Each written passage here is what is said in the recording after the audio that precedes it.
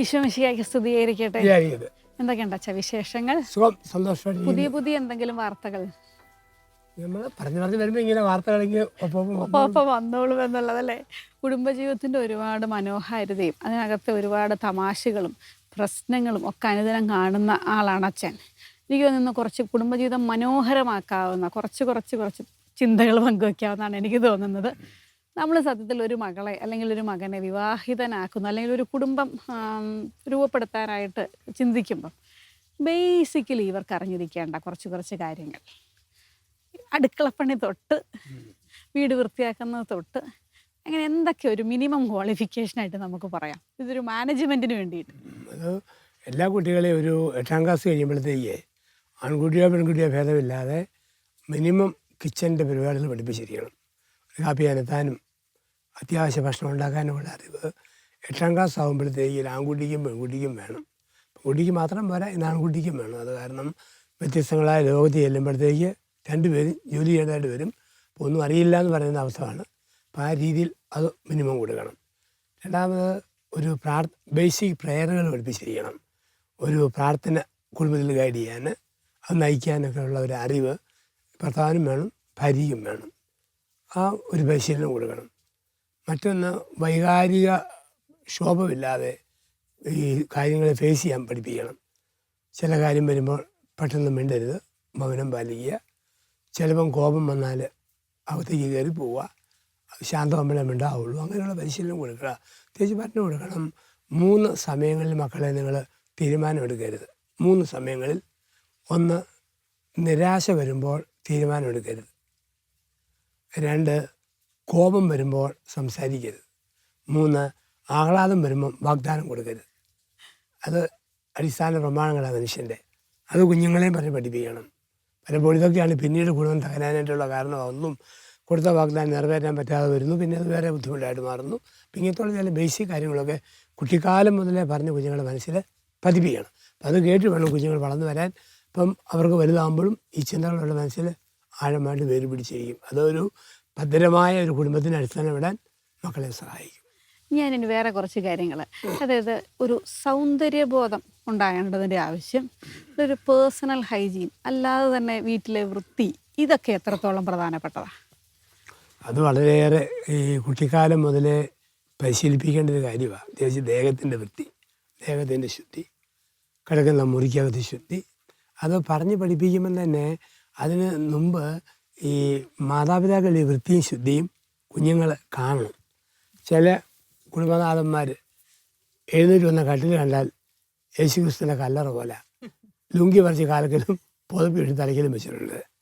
ചിട്ട വേണം.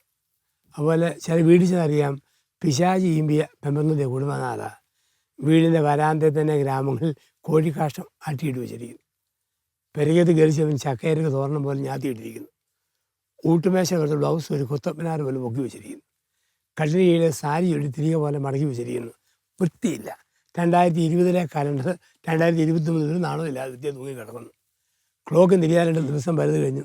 എപ്പം നോക്കിയാലും 3:10 2020 ക്രിസ്മസ് നോക്കിയ നക്ഷത്രം ഇന്നും അവിടെ തന്നെ കക്ഷി തൂങ്ങി കിടപ്പുണ്ട്. അതിപ്പോൾ ഇപ്പോൾ ഒരു വൃത്തിയില്ലാത്ത പെണ്ണുങ്ങളും വൃത്തിയില്ലാത്ത ആണുങ്ങളും കുടുംബത്തിൽ ഉത്തരവാദിത്വമില്ലാതെ പെരുമാറ്റമാണ്.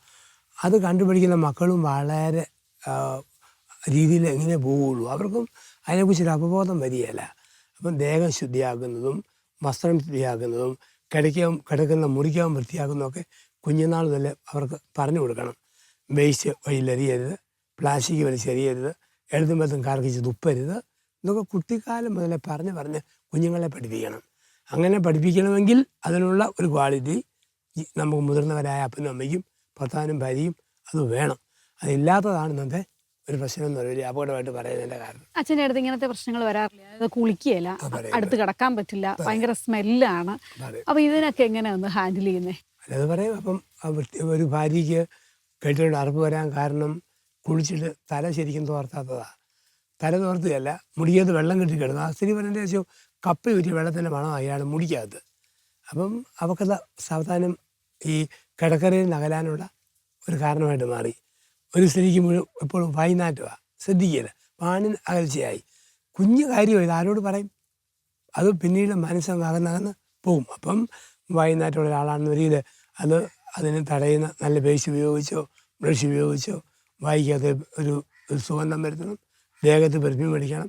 അങ്ങനെ ആകർഷകമായൊരു മണം അങ്ങനത്തുള്ള സോപ്പുണ്ട്. അത് സ്ത്രീയുടെ ശരീരത്തിൽ അത് വേണം.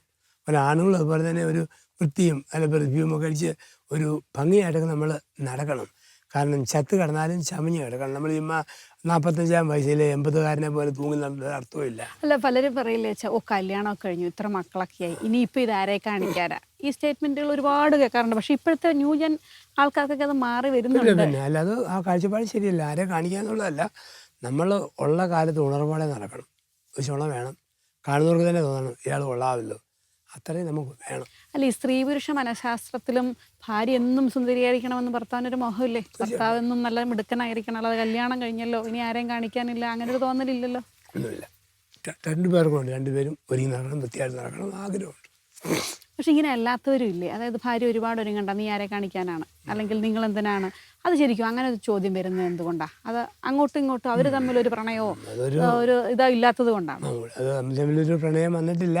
പിന്നെ ചെറിയ സംശയത്തിൻ്റെ വിത്തൊക്കെ ചില കാര്യങ്ങളൊക്കെ കാണും. അത് ചില പൊട്ടന്മാരാണുങ്ങളും ഉണ്ട്. ഇവർ ശുദ്ധ പൊട്ടരാ. ചുമ്മാ ഈ അയൽക്കാരോട് ഫോൺ വിളിക്കുമ്പം ഉൽപ്പത്തി പോലെ വെളിപാട് വരെ എന്തോ ഞാൻ നിർത്തിയല്ല ഭാര്യ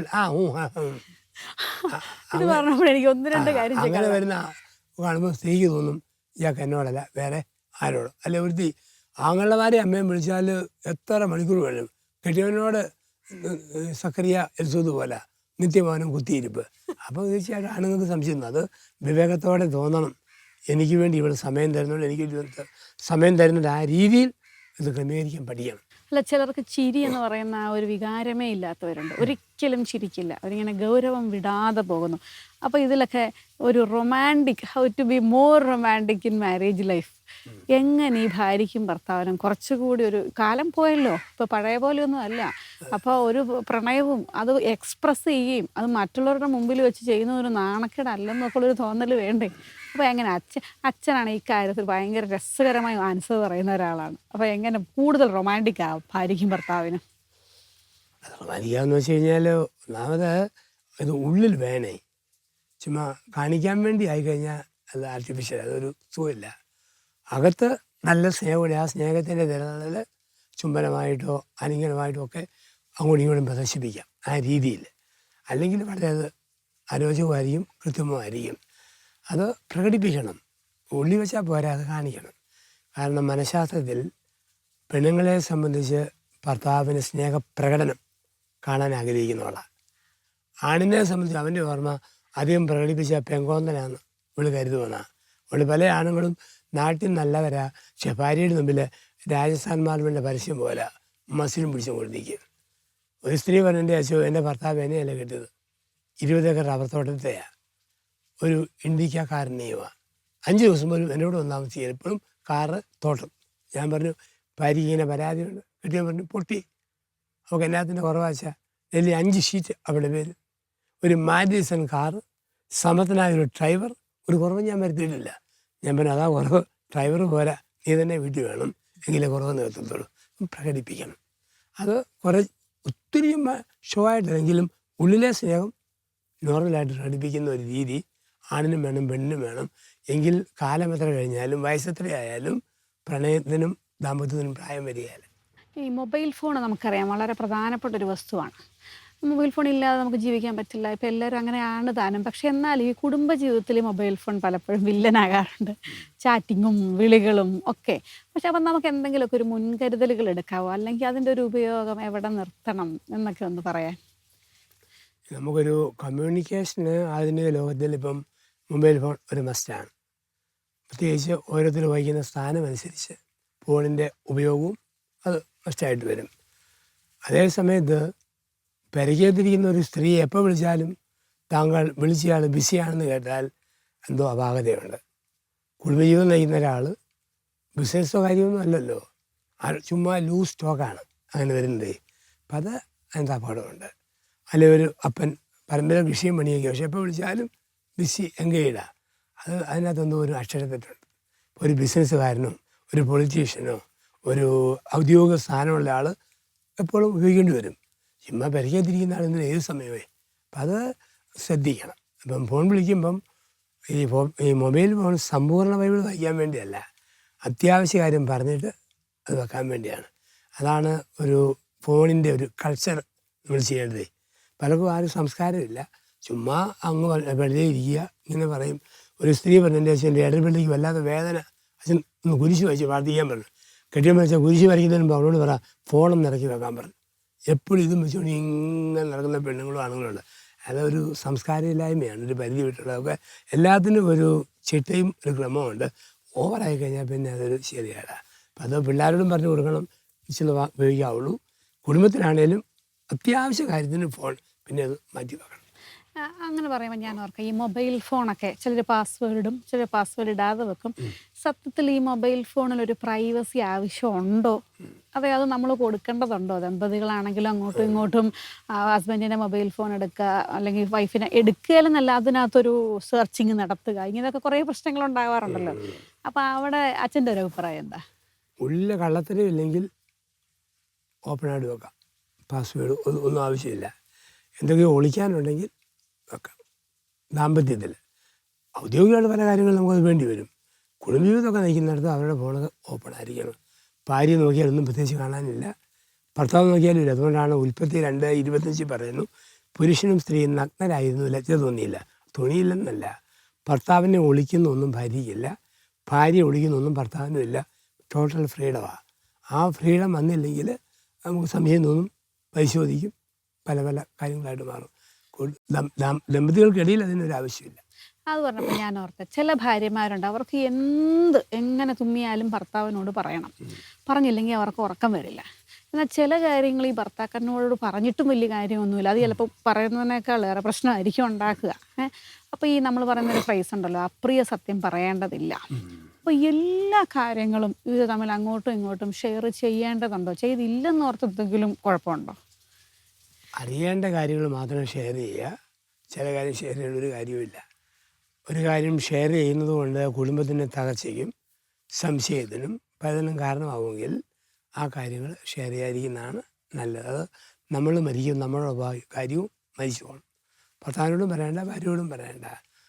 ബാക്കി അറിയേണ്ട അത്യാവശ്യപ്പെട്ട കാര്യങ്ങൾ ഒളിക്കാതെ നമ്മൾ ചെയ്യുന്നു എന്നുള്ളതാണ്. ബാക്കി ഇപ്പം കല്യാണത്തിന് മുമ്പ് ഏതോ ഒരു ചെറുക്കന് അടിച്ച് ഇഷ്ടമുണ്ടായി, അല്ലെങ്കിൽ ഒന്ന് കെട്ടിപ്പിടിച്ചു, അല്ലെ അവനൊന്ന് കിസ് ചെയ്തു. കോളേജൊക്കെ പഠിക്കുന്ന സമയത്ത് കല്യാണം കഴിഞ്ഞ് ആദ്യ രാത്രി തന്നെ ഇന്നവൻ എന്നെ കെട്ടിപ്പിടിച്ചായിരുന്നു, 3.25 മണിക്കൂർ ഉമ്മയുടെ നീളം. അതിൻ്റെ ഒരു ആവശ്യമൊന്നും, അതൊക്കെ ചുമ്മാ പൊട്ടി പെണ്ണുങ്ങളാണ് പറയുന്നത്, അതിൻ്റെ ഒരാവശ്യമില്ല അങ്ങനത്തുള്ളത്. അതുപോലെ അല്ലെങ്കിൽ പണ്ട് എനിക്ക് ഒരുത്തി ഇങ്ങനെ ഉണ്ടായിരുന്നു, ഇനി ഇല്ലല്ലോ ഒരുത്തി, ഇനി ഒരാളിലേ ഉള്ളൂ. പഴയതങ്ങ് വിടുക, പുത്തൻ ജീവിതം അങ്ങ് ആരംഭിക്കുക. മറച്ചു വെച്ചാൽ പിന്നീട് ഒരിക്കലും അറിഞ്ഞാൽ കുഴപ്പമുള്ള കാര്യമാണെങ്കിൽ പറയണം, അല്ലെങ്കിൽ തൊട്ടതും പിടിച്ചൊന്നും പറയേണ്ട ഒരു കാര്യം. ഇനിയൊരു ചോദ്യമുള്ളത് ഫിനാൻഷ്യൽ മാനേജ്മെൻറ്റിനെ പറ്റിയാണ്. സത്യം പറഞ്ഞു കഴിഞ്ഞാൽ പല കുടുംബങ്ങളും താറുമാറായി പോകുന്നത് ഈ ഒരു സാമ്പത്തിക ഭദ്രത ഇല്ലാത്തത് കൊണ്ട്, അല്ലെങ്കിൽ അറിഞ്ഞ് ചെലവ് ചെയ്യാൻ അറിയത്തില്ലാത്ത ഭർത്താവ് അല്ലെ ഭാര്യ അങ്ങോട്ടും ഇങ്ങോട്ടും സപ്പോർട്ടില്ലാത്തത് കൊണ്ടാണല്ലോ. അപ്പോൾ അവിടെ നമ്മൾ എന്തൊക്കെ ശ്രദ്ധിക്കണം? അത് ഫിനാൻഷ്യൽ അതെന്ന് പറഞ്ഞു കഴിഞ്ഞാൽ, ഒന്നാമത് വരുമാനം അനുസരിച്ച് ചിലവ് ചെയ്യാനുള്ള ഒരു ബഡ്ജറ്റ് വേണം. ഇപ്പം എനിക്കൊരു മാസം 25,000 രൂപയാണ് വരുമാനം എന്ന് വരികയിൽ മുൻഗണന, പ്രയോറിറ്റി എന്നെല്ലാം കൊടുക്കണം എന്നുള്ള രീതിയിൽ കൃത്യമായിട്ട് എല്ലാ മാസത്തിലും ഒരു രൂപരേഖ ആദ്യമേ തന്നെ അത് ക്രമീകരിച്ച് വെച്ചിരിക്കണം.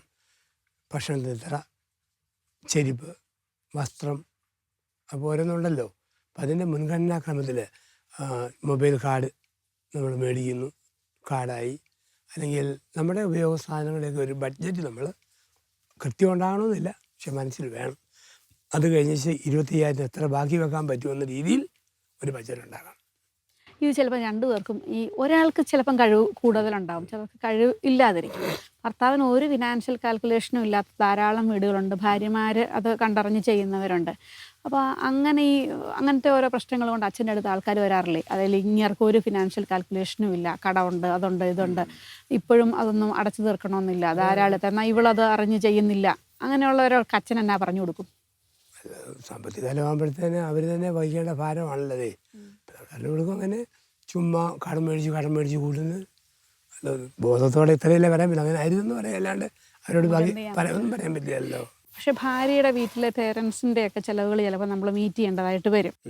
ഒരു ഇങ്ങനത്തെ കൊടുക്കാൻ മനസ്സില്ലാത്തൊരു ഭർത്താവൊക്കെ ആണെങ്കിൽ വിഷമിച്ച് പോവില്ലേ? അല്ലെങ്കിൽ ചിലർക്ക് ഭാര്യമാർക്ക് ജോലി ഉണ്ടെങ്കിൽ പോലും ഒരു 10 പൈസ വീട്ടിൽ കൊടുക്കാനോ ഒന്നും ഉള്ളൊരു ഓപ്ഷൻ സമ്മതിക്കാത്തൊക്കെ ഒരുപാട് കേസുകൾ വരാറില്ലേ? അത് ശരിയായ ഒരു ഭർത്താവല്ല. കാരണം അവനെ പോലെ തന്നെ ഏൺ ചെയ്യുന്നതാണ് ഭാര്യ. അല്ല കല്യാണം കഴിച്ചുകൊണ്ട് അവളുടെ മൊത്തം കാശിന് വേണ്ടിയൊന്നും അങ്ങനെ ക്ലെയിം ചെയ്യാൻ റൈറ്റില്ലല്ലോ, നിയമപരമായിട്ടില്ലത്. പിന്നെ പെണ്ണുങ്ങളുടെ ഔദാര്യം വിട്ടുവീഴ്ചയൊന്നും പറയുന്നില്ലെന്നുള്ളത് മാത്രമേ ഉള്ളൂ. അത് അങ്ങനെ ഇല്ലാത്തപ്പം പറ്റുമെങ്കിൽ അവൾ അവളേതായാലും എടുത്ത് ഒരു അമ്മയ്ക്ക് കൊടുക്കണം എന്നൊരു തെറ്റുമില്ല. കാരണം ഇവൻ 21 വയസ്സ് കഴിഞ്ഞേ ഇവളെ കണ്ടിട്ടുള്ളൂ. അതുവരെ അവളെ കണ്ട ഒരു അമ്മ അപ്പനുണ്ട്. കെട്ടിയോടുള്ള അതേ കമ്മിറ്റ്മെൻറ്റ് അപ്പനോടും അമ്മയോടും. അതേസമയത്ത് മുഴുവൻ കെട്ടിയവനെ വഞ്ചിച്ച് അപ്പനും അമ്മയും കൊടുത്താൽ അത് പാപമാണ്. അത് ഭർത്താവ് മനഃപൂർവ്വം അനുഭവം കൊടുക്കേണ്ടതാ. കൊടുക്കുകയല്ലെങ്കിൽ അത് ചെയ്യണം. അത് ചെയ്യണം, ബോൾഡായിട്ട് തന്നെ. തീർച്ചയായിട്ടും ഈ ഒരു സ്പിരിച്വാലിറ്റി കൂടി പറയാമെന്ന് എനിക്ക് തോന്നുന്നു. കാരണം എങ്ങനെ നമുക്ക് ഈ പല പല പ്രശ്നങ്ങൾ വരുമ്പോഴും പ്രാർത്ഥനയിൽ ഒന്നിച്ചു നിൽക്കുന്ന കുടുംബം എപ്പോഴും എല്ലാ കാര്യങ്ങളെയും നേരിടുമെന്നാണല്ലോ. അപ്പോൾ എങ്ങനെ ഒരു പ്രാർത്ഥനാ ജീവിതം ശക്തിപ്പെടുത്തി പോകാം, ആ പരസ്പരം ഭാര്യയ്ക്കും ഭർത്താവിനും എങ്ങനെ ഒന്ന് സപ്പോർട്ട് ചെയ്ത് നിൽക്കാം എന്നുള്ളത്? ഒന്നാമതായിട്ട് ഒരു നല്ല കുടുംബത്തിൽ ഒരു പ്രാർത്ഥന ടൈം ടേബിൾ വേണം. കർത്താവിൻ്റെ മണിക്കൂർ എന്ന് പറയുന്ന ഒരു മണിക്കൂർ വേണം. അത് രാത്രി 7-നും 9-നും ഇടയിൽ ഒരു 20 മിനിറ്റാണ്. അങ്ങേറ്റം പോയ 30-20 താഴെയരുത്. അത് കർത്താവിൻ്റെ മണിക്കൂർ. അപ്പം ആ സമയത്ത് എല്ലാം മാറ്റി വെച്ചിട്ട് സീരിയസ് ആയിട്ട് പ്രാർത്ഥിക്കുന്ന അന്തരീക്ഷം ഉണ്ടെന്ന് ഭർത്താവ് ഉറപ്പ് വരുത്തണം. നമ്മൾ മൊബൈൽ ഫോൺ സൈലൻറ്റ് മോഡിലിടണം, ലാൻഡ് ഫോൺ ഇറക്കി വെക്കണം. അത്രയും സമയം 20 മിനിറ്റ് പ്രാർത്ഥിക്കുക, അതിനിടയ്ക്ക് 10 ഫോൺ കൊടുക്കാൻ പോയാൽ അത് ദൈവത്തെ കളിയാക്കുന്നതിന് തുല്യമാണ്. ദൈവത്തെ സീരിയസ് ആയിട്ട് എടുക്കുന്നവർ ആ സീരിയസ്നെസ് അവരുടെ ജീവിതത്തിലും കാണിക്കണം. അപ്പം പ്രാർത്ഥന ടൈം ടേബിൾ. അപ്പോൾ അത് അമ്മയും മക്കളെയും മാത്രമല്ല, അപ്പനും കൂടെ ഇരുന്ന് ആ 20 മിനിറ്റ് ഒരുമിച്ചിരുന്ന് പ്രാർത്ഥിക്കണം. അത് പിള്ളേർ TV കാണാൻ കളിക്കാൻ ആ സമയത്ത് പോകല്, കൊച്ചുങ്ങളെയും കൂടെ ഇരുത്തണം. അങ്ങനെയുള്ള ഗൗരവം കൊണ്ട് പ്രയർ ടൈം ടേബിൾ ഉണ്ടാക്കുക. അതുപോലെ ഞായറാഴ്ച ആചരണം, വിശുദ്ധ കുർബാന, വിശുദ്ധ കുമ്പസാരം, അതിനൊക്കെ ഊന്നൽ കൊടുപ്പിക്കുക. കൊച്ചു കൊച്ചു കാര്യങ്ങൾ വീഴ്ച വരുത്താതെ ഗൗരവത്തോടെ കൊണ്ടുപോവുക. വേദപുസ്തക വായന, ഒരുമിച്ച് ഇരുന്ന് അല്പം ബൈബിൾ വായിക്കുന്നു. നമുക്ക് നമ്മുടേതായ ചാനലൊക്കെ വെച്ച് ഭക്തിഗാനം കേൾക്കുന്നു, ആരാധനയിൽ പങ്കെടുക്കുന്നു. ഒരു പ്രാർത്ഥനാന്തരീക്ഷവും പ്രാർത്ഥനാ തരംഗവും പെരയ്ക്കകത്തുണ്ടാകണം. നമുക്ക് നമ്മുടേതായ കറക്റ്റ് ടൈം ടേബിളും പ്രേയറുമായി ബന്ധപ്പെട്ട് കരുതൽ വേണം. അപ്പം അങ്ങനെ ഉണ്ടെങ്കിൽ ഒരു ആധ്യാത്മികതയുണ്ട്. ആ കുടുംബം തളരുകയല്ല, അവർ പിടിച്ചു നീങ്ങും. അവിടെ പറയുന്ന പ്രേയിങ് ടുഗദർ, ഈറ്റിംഗ് ടുഗദർ, ഒരുമിച്ച് കഴിക്കുക, ഒരുമിച്ച് പ്രാർത്ഥിക്കുന്ന കുടുംബം ശിഥിലമാവില്ല. അതിന് അടിസ്ഥാന ബലം കാണും. സ്റ്റേയിങ് ടുഗദർ ആയിരിക്കും. നമുക്കറിയാം, നല്ലൊരു കുടുംബജീവിതം പോകണമെങ്കിൽ പല പല കഴിവുകൾ അങ്ങോട്ടും ഇങ്ങോട്ടും വേണം. അതിലേറ്റവും പ്രധാനപ്പെട്ട ഒന്ന് ലിസണിങ് സ്കില്ലാണ്. കേൾക്കുക. കാരണം ഒത്തിരി പറയാനുണ്ടാവും അങ്ങോട്ടും ഇങ്ങോട്ടും ഒക്കെ, പക്ഷെ കേൾക്കാൻ ആളില്ലെന്നാണ് ഇപ്പോഴത്തെ ഈ ഒരു കാലഘട്ടത്തിൻ്റെ ഏറ്റവും വലിയ പ്രശ്നം. അപ്പോൾ അതിൻ്റെ ഒരു പ്രാധാന്യം എങ്ങനെയാണ്? ഈ കേൾക്കുന്നവർക്ക് തിരുത്താനുള്ള ധാർമ്മിക അവകാശമുള്ളൂ. ശ്രദ്ധിച്ച് കേൾക്കാത്ത ആൾക്ക് തിരുത്താനുള്ള മോറൽ പവറില്ല. ബൈബിളിൽ ലൂക്ക 24 യേശു എമ്മാവുസിലേക്ക് നടന്നു ശിഷ്യന്മാരുടെ കൂടെ. പോയ വഴിക്ക് അവർ പറഞ്ഞതെല്ലാം അവൻ കേട്ടു, അപരിചിതനെ പോലെ. കേട്ട് കഴിഞ്ഞിട്ട് കട്ടിയുള്ള വാക്കിൽ തിരുത്തി. കേൾക്കുന്നവർക്ക് തിരുത്താൻ പറ്റുള്ളൂ. കുടുംബത്തിൽ ഒരു ഭർത്താവിന് തോന്നണം, ഞാൻ പറയുന്നതൊക്കെ ശ്രദ്ധിച്ച് കേൾക്കുന്ന ഒരു ഭാര്യയാണ് എൻ്റെ ഭാര്യ. ഭാര്യയ്ക്ക് തോന്നണം, ഞാൻ പറയുന്നതൊക്കെ ശരിക്കും കേൾക്കാൻ മനസ്സുള്ളയാൾ എൻ്റെ ഭർത്താവ്.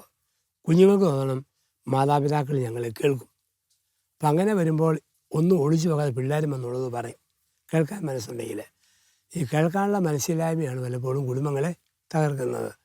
ഒന്നും പറഞ്ഞാൽ ഒരു വാക്ക് തന്നെയുണ്ടല്ലോ, പറഞ്ഞാൽ കേൾക്കാത്തവർ, പറഞ്ഞാൽ കേൾക്കുന്നത്. COVID-19 കാലഘട്ടം പറ്റി വലിയൊരു നന്മ ഇതായിരുന്നു. ഭർത്താവിനെ കേൾക്കാൻ ഭാര്യയ്ക്ക് സമയമുണ്ടായി, ഭാര്യയെ കേൾക്കാൻ ഭർത്താവിന് സമയമുണ്ടായി, മക്കളെ കേൾക്കാൻ മാതാപിതാക്കൾക്ക് സമയമുണ്ടായി, പ്രായമായ കാരണന്മാരെ കേൾക്കാൻ ചെറുപ്പക്കാർ ദമ്പതികൾക്കും സമയമുണ്ടായി, കേൾക്കാൻ സമയമുണ്ടായി. അന്ന് വരെ അമ്മ ചിറകില്ലാത്ത പിടക്കോഴിയായിരുന്നു. ചിറകിൻ്റെ കീഴിൽ കുഞ്ഞുങ്ങളെ ഒളിപ്പിക്കുന്ന പിടക്കോഴിയാണെങ്കിൽ പെൺപിള്ളേരെ അമ്മമാർ ശരിക്കും കേൾക്കണം, ആ മക്കളെ അപ്പന്മാർ കേൾക്കണം, ഇല്ലേ അമ്മ രണ്ടുപേരെയും കേൾക്കണം. അങ്ങനെ കേൾക്കുമ്പം കുടുംബത്തിന് അനുഗ്രഹമാണ്. അതുപോലെ ശരിക്കും കേട്ട് കഴിഞ്ഞാൽ ഭർത്താവിൻ്റെ നല്ല വശവും മോശവശവും മനസ്സിലാക്കാൻ ഭാര്യയ്ക്ക് പറ്റും, ഭാര്യയുടെ നല്ല വശവും മോശവശവും മനസ്സിലാക്കാൻ ഭർത്താവിന് പറ്റും. അപ്പോൾ കേൾക്കുക എന്നതിന് ഒരു വലിയ ഊന്നൽ കൊടുക്കുക. നേരത്തെ അതിനൊരു സമയമില്ലല്ലോ, വളരെ ബിസി. കൊറോണയ്ക്ക് മുമ്പ് ഒരു മനുഷ്യൻ ഫോണും വിളിച്ച് വീട്ടിലോട്ട് വരിക, വീട്ടിലിരിക്കുന്ന സ്റ്റേറ്റിലേക്ക് വന്നു, ഫോൺ വിളിച്ചെന്ന് കോളിംഗ് ബെല്ലടിച്ചു. കുടുംബനാഥ TV കാണുക. അവൾ സീരിയൽ തിരിഞ്ഞ് നോക്കിക്കൊണ്ട് വന്നേച്ച് വാതിൽ തുറന്നു. അകത്ത് കയറി ഇവൻ സോഫയിൽ പിന്നെയും ഫോൺ വിളിച്ചു. ഇവള് പതിവ് പോലെ ചായ അനത്താൻ പോയി. ചായ അനത്തി കൊണ്ടുവന്ന് കൊടുത്തപ്പോൾ അവൾ ഞെട്ടിപ്പോയി. കാരണം അയൽവക്കത്തെ അങ്കിളാണ് പെരക്കേത്തിരിക്കുന്നത്. ഇയാൾ നോക്കുമ്പം അങ്ങനെയുള്ള ബഹർന്നത്തിയാണ് ചായ അനത്തിക്കൊണ്ട് വരിക. വീട് പോലും മാറിപ്പോവും. അപ്പോൾ ഒരു ശ്രദ്ധയില്ലാതെ പോകുന്ന ജീവിതങ്ങളുണ്ട്. പക്ഷെ കൊറോണ വന്നപ്പം ശ്രദ്ധിക്കാൻ, കൂടെ ഇരിക്കാൻ, വർത്താനം പറയാൻ, കരുതാനൊക്കെ ഉള്ളൊരു ഭാഗ്യം ഉണ്ടായി. അപ്പോൾ നമ്മുടെ കുടുംബജീവിതത്തിൻ്റെ ഒരു പ്രധാനപ്പെട്ട ഭാഗം തമ്മിലുള്ള ശ്രദ്ധയാണ്, കേൾവിയാണ്. അതുകൊണ്ടാണ് പറയും കുടുംബജീവിതക്കാരെ ഡെവലപ്പ് ചെയ്യേണ്ട ഒരു കളി ചീട്ടുകളിയാണ്. കുടുംബത്തിൽ ചീട്ടുകളി വേണം. ഈ ബാക്കി ഈ സീരിയൽ കാണുമ്പോൾ വർത്താനമില്ല, ചെസ് കളിച്ചാൽ വർത്താനമില്ല, സിനിമ കണ്ട ഈ വാട്സപ്പ് നോക്കിയാൽ വർത്താനമില്ല, ചീട്ടുകളിയിൽ വർത്താനമുണ്ട്. അപ്പനും അമ്മയും മക്കളോട് ടീം ചീട്ട് കളിച്ച് അലറി വെട്ടി ഗുലാനും ഒക്കെ പറഞ്ഞ് മിണ്ടണം. അവിടെ ഒരു ശ്രവണമുണ്ട്. അപ്പം അത് ബന്ധങ്ങളെ വളർത്തും. അത് മങ്ങിപ്പോകുന്നിടത്താണ് കുടുംബം നരകമായിട്ട് മാറുക. കുടുംബം സ്വർഗമാകണോ? നന്നായിട്ട് കേൾക്കുക, കേട്ടിട്ട് തിരുത്തുക, തിരുത്തുന്നത് അക്സെപ്റ്റ് ചെയ്യുക. അങ്ങനെ പോകുന്ന കുടുംബം ദമ്പതികൾ തമ്മിലാണേലും മക്കൾ മാതാപിതാക്കൾ ബന്ധങ്ങളിലാണേലും പ്രധാനപ്പെട്ടത്. ചിലപ്പം പ്രായമുള്ള അപ്പന്മാരും അമ്മമാരൊക്കെ ചോദിക്കും മക്കളോട്, നീ മൂളി മൂളി കേട്ടില്ല ചോദിക്കും. ഞാൻ പറയുന്നത് കേൾക്കുന്നുണ്ടോടാ? കേൾക്കുന്നുണ്ടോടി? ഒന്ന് മൂളിയാൽ മതി, കേട്ടാൽ തന്നെ ഒരു തൃപ്തിയുണ്ട്. അപ്പം കേൾവിക്ക് കുടുംബത്തിൽ നല്ല പ്രാധാന്യം കൊടുക്കണം. തീർച്ചയായിട്ടും. അപ്പം മൂളി മൂളി കേൾക്കണം അങ്ങോട്ട്. അപ്പം ഇന്നോട്ട് എനിക്ക് തോന്നുന്നു ചീട്ട് കളിക്കാനുള്ള സാധ്യതയും സ്കോപ്പ് ഉയരുന്നുണ്ട്. ഉടനെ തന്നെ വീട്ടിൽ ചെന്ന ഒരു കുത്തു ചീട്ട് മേടിക്കാൻ പറയുന്നുണ്ട്. സോഷ്യൽ മീഡിയ പറയാറുണ്ട് അല്ലേ, ചീട്ടുകളി ചീട്ടുകളി പഠിക്കണം എന്നുള്ളത്. എന്തായാലും ഇന്നത്തെ എപ്പിസോഡിൽ എനിക്ക് ഒത്തിരി സന്തോഷമുള്ള, ഞാൻ കുഞ്ഞു കാര്യങ്ങളാണ് ചോദിച്ചതെങ്കിലും വലിയ ആശയങ്ങളിൽ അച്ഛൻ അതിനെല്ലാം മറുപടി തന്നു. അപ്പോൾ ഇനിയും നമുക്ക് അടുത്ത എപ്പിസോഡിൽ കാണാം. Thank you so much.